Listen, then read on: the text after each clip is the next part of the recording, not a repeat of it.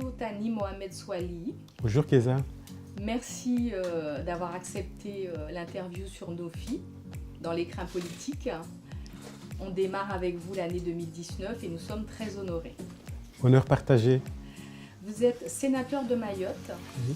vice-président du Sénat. Oui.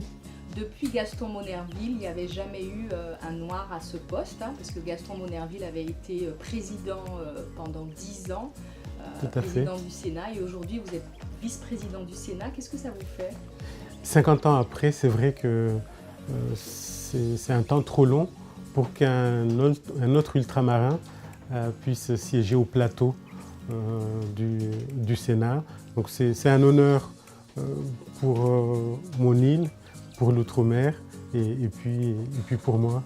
Je pense que c'est à la suite du travail que j'ai effectué jusqu'ici, durant notamment mon premier mandat.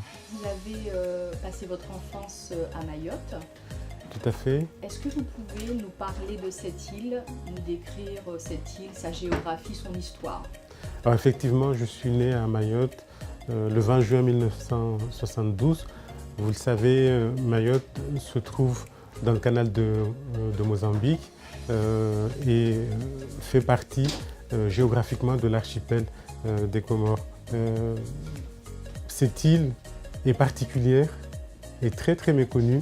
Beaucoup de clichés et d'inexactitudes circulent à propos de Mayotte, qui est un territoire très attachant, très riche, de par sa culture, de par son histoire et de par sa spécificité au sein de la République française.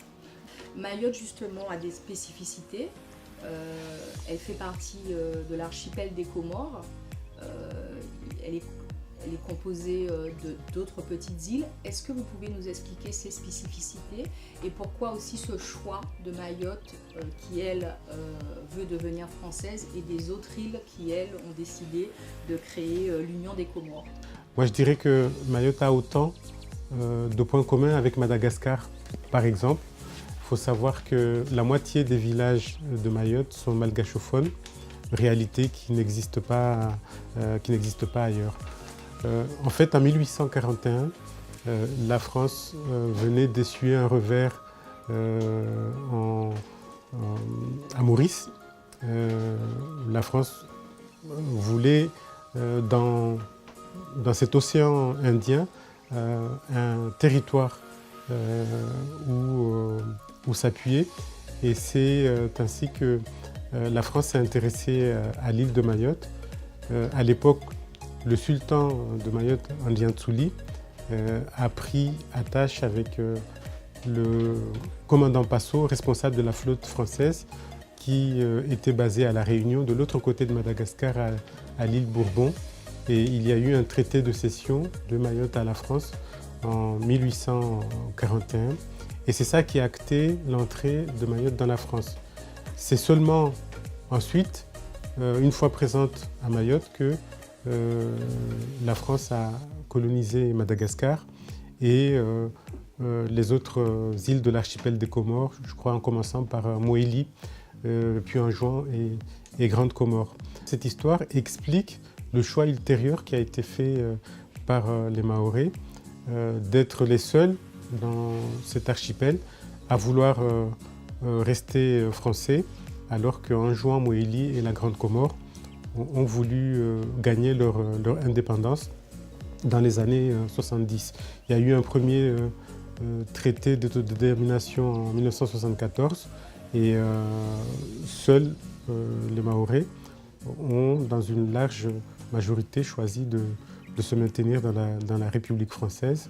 Ce choix, comme si il n'était pas évident, comme si il y avait des suspicions sur ce choix, a été réitéré à l'occasion d'autres référendums, dont le dernier en 2009, qui a décidé de la départementalisation de l'île.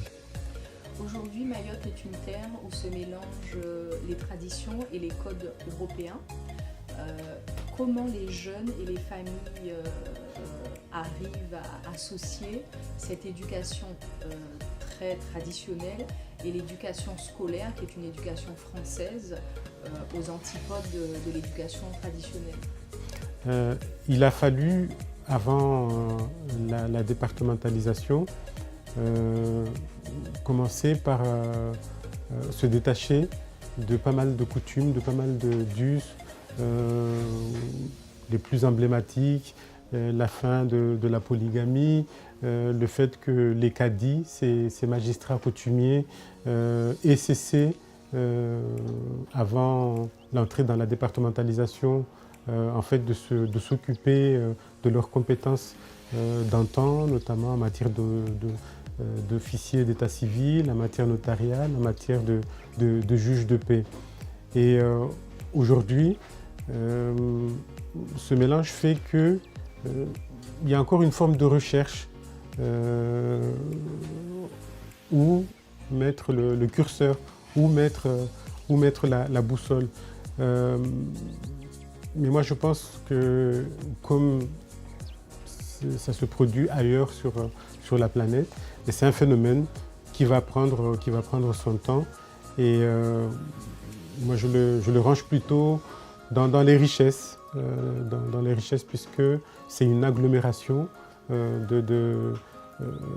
d'apports qui vient de tous les horizons, qui vient de toutes parts. Donc c'est le mélange de tout ça qui fait qu'aujourd'hui, par exemple, ça c'est quelque chose que j'ai coutume de dire et que j'assume parfaitement, nous avons une pratique de l'islam des plus tolérantes dans ce territoire de la République.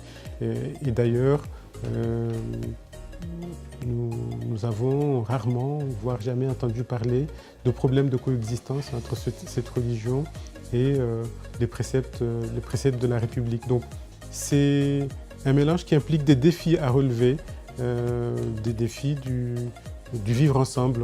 Et après tout, est-ce que ce n'est pas à ça que nous sommes confrontés aussi dans la France hexagonale, toute proportion gardée et tout apport proportionné?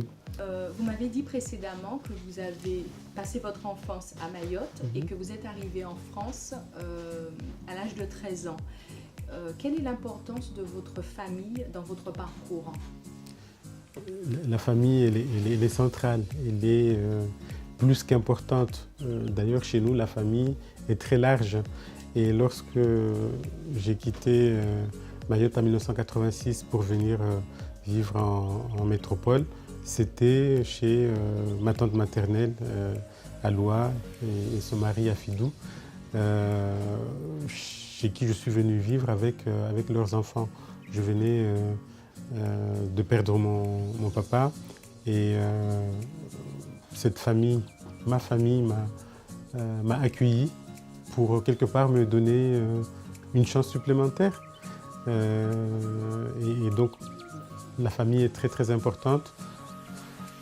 Avec le recul, je me suis rendu compte à quel point cet épisode était déterminant, parce que imaginez un gamin d'une dizaine d'années, même si je vous ai dit tout à l'heure que notre pays était baigné par un statut matriarcal où la mère a une importance décisive, mais un garçon, l'importance du père, le perdre d'un coup, c'est la fin du monde. Et avoir eu ma famille pour m'accueillir et me donner ma chance, c'est l'une des choses qui ont tout changé, qui ont contribué à tout changer. Et bien évidemment, c'est hyper important. Depuis, j'ai fondé ma propre famille nucléaire avec donc, mon épouse et mes 3 garçons. Moi, je dirais que tout ce qui m'a guidé, tout ce qui me guide, c'est d'abord pour l'intérêt de ma famille. Vous étiez dans votre cabinet à l'époque et vous avez aussi énormément milité dans les associations. Et pourquoi à un certain moment vous décidez de vous engager en politique?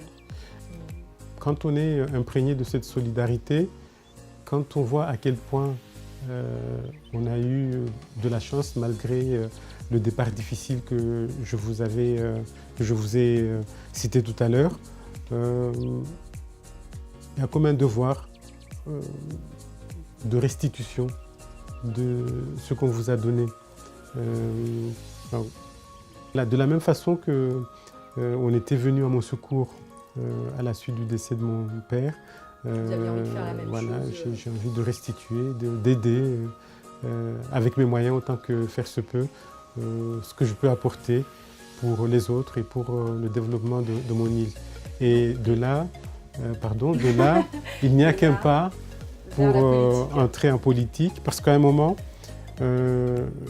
l'engagement et les convictions sont tels qu'on se dit, mais l'engagement associatif et bénévole n'est pas suffisant.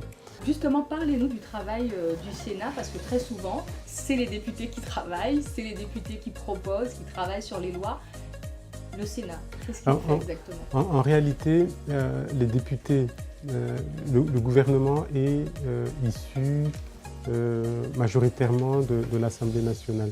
Et souvent, les lois commencent à être discutées à l'Assemblée nationale. Au sein de l'Assemblée nationale, un premier travail est fait. Dès cet instant-là, nous commençons à y réfléchir au Sénat. Lorsque la loi arrive au Sénat, eh bien, il y a des améliorations, des ajouts auxquels forcément les députés n'avaient pas forcément pensé. Et nous procédons à ces améliorations, à ces ajouts. Et lorsqu'il y a une deuxième lecture, eh bien, ce travail d'expertise des textes continue.